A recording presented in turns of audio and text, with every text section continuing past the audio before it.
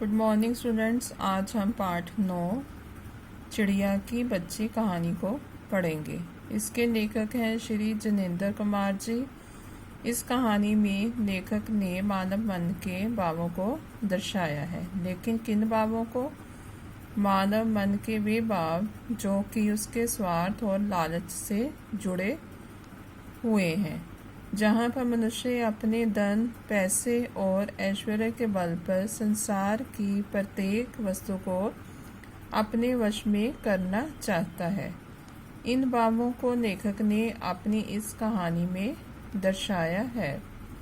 इस कहानी में लेखक ने एक तरफ सेठ के लालच और स्वार्थ को दर्शाया है और दूसरी तरफ एक छोटी चिड़िया की अपनी स्वतंत्रता के प्रति प्रेम को दर्शाया है। तो आइए अब कहानी को शुरू करते हैं। माधव दास ने अपनी संगमरमर की नई कोठी बनवाई है। उसके सामने बहुत सुहावना बगीचा भी लगवाया है। उनको कला से बहुत प्रेम है। धन की कमी नहीं है और कोई व्यसन छू नहीं गया है। सुंदर अभिरुचि के आदमी हैं। फूल पौधे, रकाबियों से फौजों में लगे फव्वारों में उछलता हुआ पानी उन्हें बहुत अच्छा लगता है। समय भी उनके पास काफ़ी है। शाम को जब दिन की गर्मी डल जाती है और आसमान कई रंग का हो जाता है, तब कोठी के बाहर चबूतरे पर तख्त डलवाकर मसनद के सहारे वे गलीचे पर बैठते हैं और प्रकृति की छटा निहारते हैं। इनमें मानो उनके मन को तृप्ति मिलती है। मित्र हुए तो उनसे विनोद चर्चा करते हैं, नहीं तो पास रखे हुए फर्शी हुक्के की सटक को मुंह में दिए ख्याल ही ख्याल में संध्या को स्वप्न की भांति गुजार देते हैं। इस पहले पैरे में लेखक ने सेठ माधवदास के वैभव का वर्णन किया है।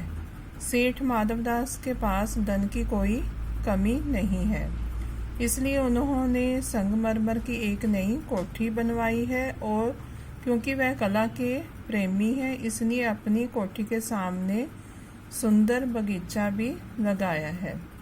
उनमें कोई भी बुरी आदत नहीं है, इसलिए वह शाम के समय अपनी कोठी के बाहर एक चबूतरे पर तख्त डलवाकर बैठ जाते हैं और प्रकृति की सुंदर छटा को निहारते हैं।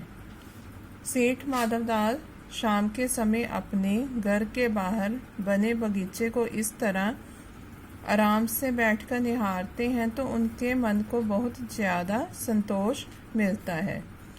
और अगर इस बीच उनके मित्र आ जाते हैं तो वह उनसे हंसी मजाक करते हैं, नहीं तो और उनके पास जो हुक्का पड़ा रहता है उसके सिरे को अपने मुंह में दबाकर ख्यालों ही ख्यालों में संध्या को बिता देते हैं। आज कुछ कुछ बादल थे। घटा गहरी नहीं थी। धूप का प्रकाश उनमें से छन छन कर आ रहा था। माधवदास मसनद के सहारे बैठे थे। उन्हें जिंदगी में क्या स्वाद नहीं मिला है, पर जी भरकर भी कुछ खाली सा रहता है। इसमें लेखक ने यह वर्णन किया है कि एक दिन माधवदास अपने बगीचे को निहार रहे थे और यही सोच रहे थे कि उन्हें जिंदगी में सब कुछ मिला है, लेकिन इतना सब कुछ मिलने के बाद भी उन्हें ऐसा लगता है जैसे कुछ ऐसा है जो उन्हें नहीं मिला और उनका जीवन खाली सा है। उस दिन संध्या समय उनके देखते देखते सामने की गुलाब की डाली पर एक चिड़िया आन बैठी। चिड़िया बहुत सुंदर थी। उसकी गर्दन लाल थी और गुलाबी होते होते किनारों पर जरा जरा नीली पड़ गई थी। पंख ऊपर से चमकदार स्याह थे। उसका नन्हा सा सिर तो बहुत प्यारा लगता था और शरीर पर चित्तर विचित्र चित्रकारी थी। चिड़िया को मानो माधवदास की सत्ता का कुछ पता नहीं था और मानो तनिक देर का आराम भी उसे नहीं चाहिए था। कभी पर हिलाती थी, कभी हुदकती थी। वह खूब खुश मालूम होती थी। अपनी नन्ही सी चोंच से प्यारी प्यारी आवाज़ निकाल रही थी।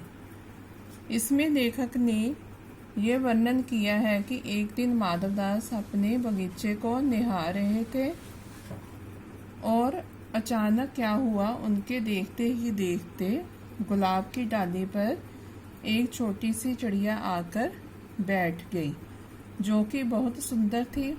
उसकी गर्दन लाल थी और गुलाबी होते होते किनारों पर थोड़ी सी नीली पड़ गई थी। पंख ऊपर से चमकदार और काले थे। और यहाँ पर लेखक ने ये बताया है कि चिड़िया को ये नहीं मालूम था कि जिस बगीचे में वह बैठी है वह सेठ माधवदास का बगीचा है और वह बहुत बड़े सेठ हैं और उसे कुछ आराम नहीं चाहिए था। वह तो उड़ते हुए आई और बगीचे में आकर बैठ गई। कभी फुदकती थी और इधर उधर घूम रही थी और प्यारी प्यारी आवाज़ निकाल रही थी। माधवदास को वह चिड़िया बड़ी मनमानी लगी। उसकी स्वच्छंदता बड़ी प्यारी जान पड़ती थी। कुछ देर तक वह उस चिड़िया का इस डाल से उस डाल थिरकना देखते रहे। इस समय वह अपना बहुत कुछ भूल गए। उन्होंने उस चिड़िया से कहा, आओ तुम बड़ी अच्छी आई। ये बगीचा तुम लोगों के बिना सूना लगता है। सुनो चिड़िया, तुम खुशी से ये समझो कि यह बगीचा मैंने तुम्हारे लिए ही बनवाया है। तुम बेखटके यहाँ आया करो। माधवदास को चिड़िया बहुत सुंदर लगी। सबसे ज़्यादा उन्हें चिड़िया को आज़ाद होकर घूमना अच्छा लगा और वह उस चिड़िया को काफ़ी देर देखते रहे और अपना सब कुछ भूल गए। उन्होंने चिड़िया से कहा कि ये बगीचा मैंने तुम लोगों के लिए ही बनवाया है। जब मर्जी हो तुम यहाँ आया जाया करो। चिड़िया पहले तो असावधान रही, फिर जानकर कि बात उससे की जा रही है वह एकाएक तो घबराई। फिर संकोच को जीतकर बोली, मुझे मालूम नहीं था कि यह बगीचा आपका है। मैं अभी चली जाती हूँ। पल भर सांस लेने मैं यहाँ टिक गई थी। पहले तो चिड़िया को पता ही नहीं चला कि सेठ चिड़िया से बात कर रहे हैं। तब उसने ध्यानपूर्वक कोई बात सुनी ही नहीं और जब उसे पता चला कि सेठ उससे बात कर रहे हैं तो वह पहले घबरा गई। फिर उसने कहा कि मुझे क्षमा कर दीजिए, मुझे ये नहीं पता था कि ये आपका बगीचा है। मैं यहाँ से अभी चली जाती हूँ। मैं तो ज़रा सांस लेने के लिए आपके बगीचे में रुक गई थी। माधवदास ने कहा, हाँ बगीचा तो मेरा है, ये संगमरमर की कोठी भी मेरी है, लेकिन इस सब को तुम अपना भी समझ सकती हो। सब कुछ तुम्हारा है। तुम कैसी बोली हो, कैसी प्यारी हो। जाओ, नहीं बैठो। मेरा मन तुमसे बहुत खुश होता है। चिड़िया बहुत कुछ संकुचा गई। उसे बोध हुआ कि ये उससे गलती तो नहीं हुई। वह यहाँ बैठ गई है। उसका थिरकना रुक गया। बेबीज सी वह बोली, मैं थक कर यहाँ बैठ गई थी, मैं अभी चली जाऊँगी। बगीचा आपका है, मुझे माफ़ करो। अब यहाँ से लेखक ने माधवदास के लालची प्रवृत्ति का वर्णन शुरू कर दिया है। अब उनके मन में ये लालच आ गया है कि काश ये चिड़िया अब उसके बगीचे में रह जाए। इसलिए वह चिड़िया को बातों से धीरे धीरे अपने वश में करने लगे। और चिड़िया को तब संकोच हुआ और उसे ये एहसास हुआ कि उससे गलती हो गई कि वह अनजान जगह पर आकर बैठ गई। उसका इधर उधर चलना रुक गया और वह डर कर बोली कि मैं थक गई थी, इसलिए यहाँ आकर बैठ गई। मैं अभी यहाँ से चली जाती हूँ। ये बगीचा तो आपका है, आप मुझे माफ़ कर दीजिए। ओके स्टूडेंट्स, आज हम यहाँ तक ही करेंगे और नेक्स्ट पेज हम नेक्स्ट वीडियो में करेंगे। थैंक्स।